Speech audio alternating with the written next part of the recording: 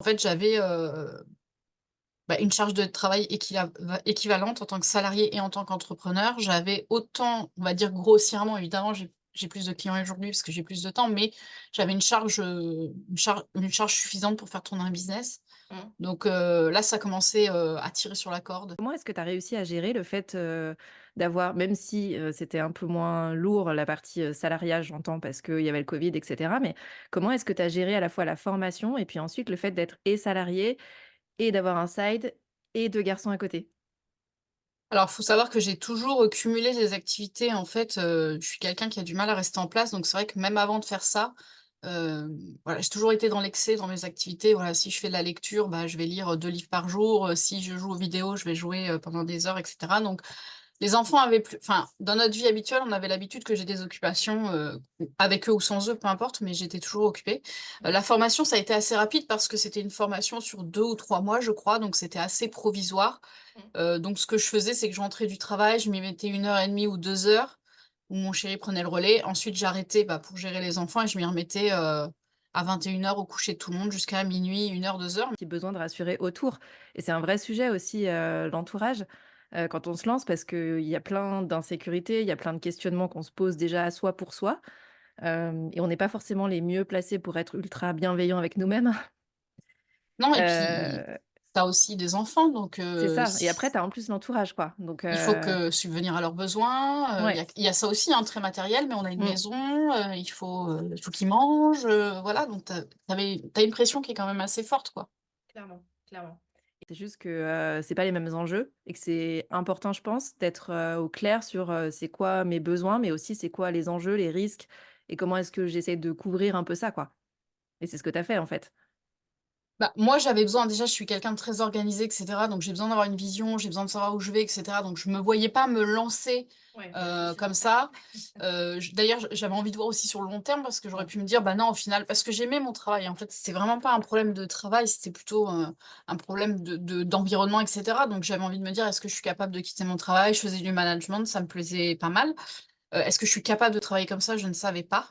Et puis après, on avait un projet bébé 3, donc bah, je me voyais pas, voilà, je m'étais dit: «Je suis encore salariée», tu vois? Si jamais on se mettait pas la pression, mais si le bébé arrive dans pas trop longtemps, bah, je vais pas quitter mon CDI, avoir un bébé, voilà, on se laisse le Ouais. temps de voir, j'aurais pas duré des années comme ça, mais on se laissait le temps de dire: «S'il arrive là, bah, on prévoira, après». Et tout ça fait que mais voilà, reprendre le lâcher prise, reprendre le rythme et cetera, c'est quelque chose que j'apprends encore et sur lequel je travaille encore, même si aujourd'hui, voilà, je suis plus du tout dans un épuisement. C'est vrai que c'est un enfant que je déposais le premier le matin, que je récupérais le dernier le soir. Il allait au centre de loisirs le mercredi, les vacances, enfin, c'était comme ça, je travaillais beaucoup. Donc on a expliqué ça et en fait, lui, il m'a dit: «OK, Mais je veux plus, voilà, moi, je veux ralentir le rythme». Il m'a clairement dit: «En fait, le rythme actuel de ma vie est trop, moi, je suis trop fatigué, je veux ralentir. Donc je suis OK si, l'objectif que tu me dis, c'est je ne vais plus aller au centre». Je peux rester le mercredi à la maison, tu es plus dispo pour venir me mmh, chercher et le grand m'a dit: «Je veux avoir des activités sportives» puisque j'avais pas mon mari faisait aussi beaucoup d'heures, donc on n'avait pas forcément l'occasion de les emmener enfin voilà, donc ça correspondait pas forcément à nos dispos, donc parce que c'est quelque chose que j'apprends encore et voilà, tu vois, je pars en vacances dans un mois et pour moi, c'était 2 semaines, je coupe et c'est difficile, quoi. Voilà, je coupe ouais. jamais, totalement, c'est voilà, on C'est se un remet au fur et à apprentissage en mesure. même temps. Ouais, c'est un apprentissage et enfin, tu l'as dit, tu avais besoin de te rassurer toi aussi et te conforter dans le fait que c'était bien ce projet, que c'était bien pour toi, pour ta famille et cetera. Ils avaient quel âge à ce moment-là? Bah, alors attends, je t'ai dit il y a 4 ans, donc le grand avait 12 ans et le petit 8. Enfin le moyen maintenant, mais il avait Mmh. 8 ans. Hem, donc bon, le second, je savais que le rythme était trop le grand avait suivi ce rythme-là, mais avait rien dit. Par contre, le petit s'en plaignait énormément, donc je Mmh. savais que ce serait une des conditions. Donc Mmh. je m'imposais aussi un rythme de salarié.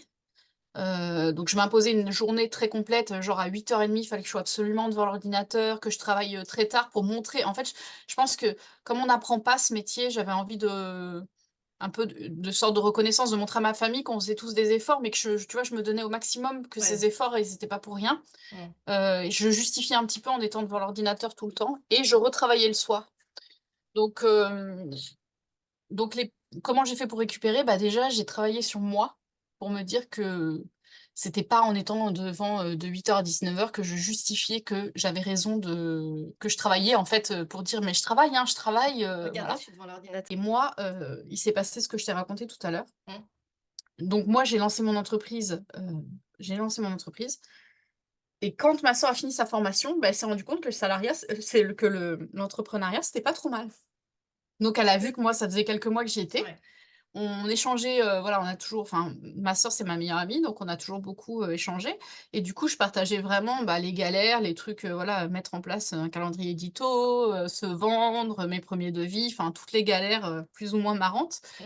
Du coup, elle vivait ça à fond avec moi et du coup, elle a décidé de tester aussi. Donc elle a commencé, mais on avait un décalage de je voudrais pas dire une bêtise, enfin, je me rappelle plus des dates, mais peut-être qu'on avait un an et demi de décalage. Donc en fait, moi, je l'ai aidée beaucoup pour, bah, qu'elle fasse pas les mêmes galères que moi et tout. C'est ça qui est intéressant et ça nous permet aussi parfois, bah, de pouvoir aussi, heu, bah, se conseiller, voilà, quand mes clientes me disent: «J'ai besoin d'une OBM» et cetera, bah, moi de pouvoir aussi, la parler d'elle, quoi. Bah, carrément. S'il y a des gens qui nous écoutent et qui hésitent à bosser avec, leurs frères et ou sœurs, tu leur dirais quoi? Alors, je pense que si je travaille avec elle, c'est un petit peu contradictoire ce que je veux dire, mais je pense que si je travaille avec elle, c'est pas parce que c'est ma sœur, c'est parce qu'elle a les compétences et le professionnalisme que je recherche chez un collaborateur et un Mmh. prestataire. Et finalement, je crois que sur le long terme et c'est un petit peu, ce que je racontais dans la newsletter, sur le long terme, je suis pas sûre que je tiendrai parce que, l'entrepreneuriat, c'est vraiment un état d'esprit, un travail, un monde à part qui est vraiment, moi j'adore, mais qui est pas non plus, forcément toujours facile et je pense que sans vision forte, et ben, c'est pas possible